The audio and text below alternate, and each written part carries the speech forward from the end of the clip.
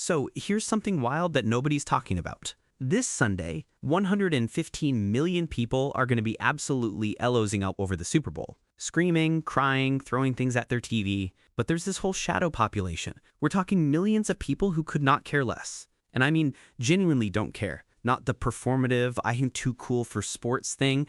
Like, they see Super Bowl hype the same way you'd see a competitive cheese rolling championship. Just complete indifference. And if you're one of those people, you're not broken. You're not missing something. Your brain is just wired differently. And the science behind Wai-O is actually insane. Here's what nobody tells you about sports obsession. First of all, and this is going to blow some people's minds, caring about sports is not a default human setting. Your brain doesn't come pre-programmed to lose its mind over touchdowns. So what's actually happening in the brains of people who are obsessed? It's this crazy cocktail of psychology. You've got tribal identity, parasocial relationships where you think you personally know these players, spoiler, you don't. And here's the kicker, there's an actual scientific term for it, basking in reflected glory. Your brain literally gives you a dopamine hit when your team wins, even though you did absolutely nothing, you just existed on your couch in the right city, that's it. For people who don't care about the Super Bowl, watching this happen is like watching someone get excited about a random number generator. That brain trigger just doesn't fire. And that's normal. Your brain might just be playing on a different frequency. Okay, this is where it gets really interesting. There's research from the Journal of Consumer Psychology that found something fascinating.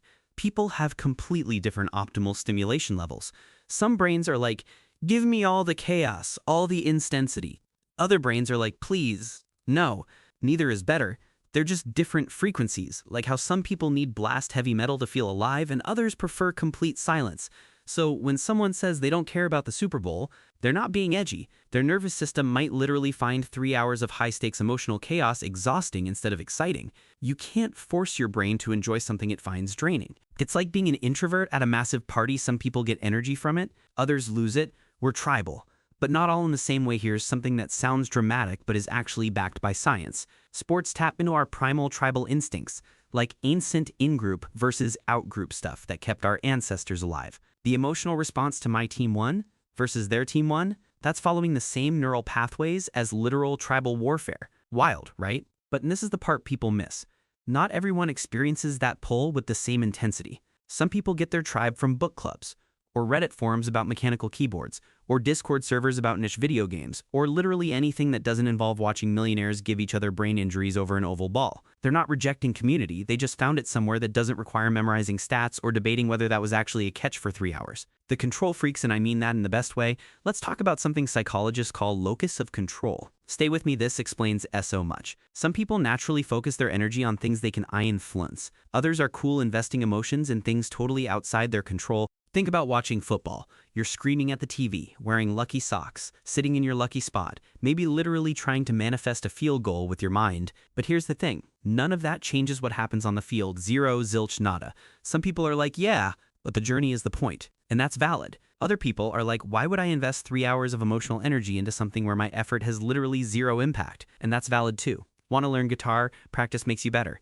Want to cook an amazing meal? Your skills matter. Want your team to win? Sorry, you're just a passenger on this emotional roller coaster. Neither approach is wrong, just different brain wiring. Plot twist, we're already drowning. Can we talk about something nobody mentions? Modern life is already sensory overload on steroids. You're getting carpet bombed with notifications, work emails, random texts about TikToks you'll never watch, political disasters, money stress, existential dread from doom scrolling at 2 a.m. This is especially true for highly sensitive people, which is apparently 20% of the population. So if you're watching this, statistically some of you are this. For them, Super Bowl parties aren't fun. They're 3-hour sensory assaults. The yelling, the lights, the music, the crowds, the constant stimulation. What's an energizing party for one person is a migraine-inducing endurance test for another. They might need 2 full days to recover from that much input. The uncertainty thing hits different. Here's something wild.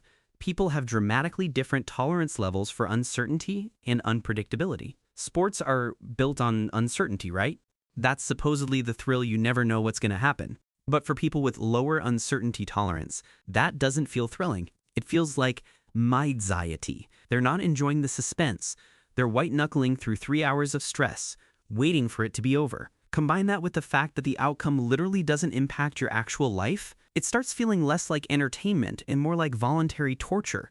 Same reason some people love horror movies, and others are like, why would I pay money to feel terrible? Different nervous systems, different relationships with stress that the circus makes it worse. And can we address the elephant in the room? The Super Bowl isn't even really about football anymore. It's this massive cultural production. The commercials people analyze like they're the Sistine Chapel.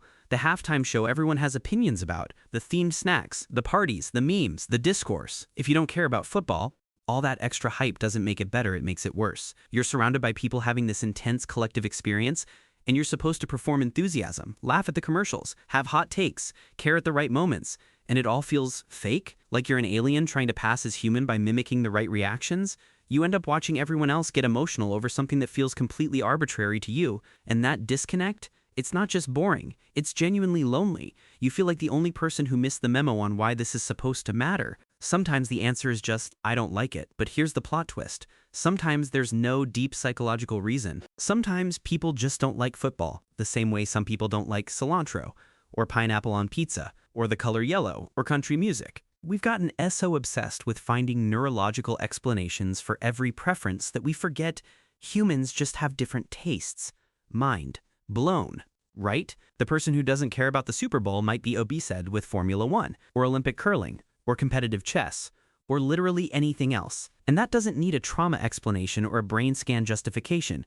The expectation that everyone should care about the same sport is actually weirder than not caring. Why people get so defensive about it? Here's what I find absolutely fascinating. The reaction people have when you say you don't care about the Super Bowl. It's immediate defensiveness, like you just insulted their mom. People get genuinely upset, and that tells you everything about how sports function as identity markers in our culture. When you say, I don't care about the Super Bowl, some people hear, I'm rejecting you, your values, your entire worldview.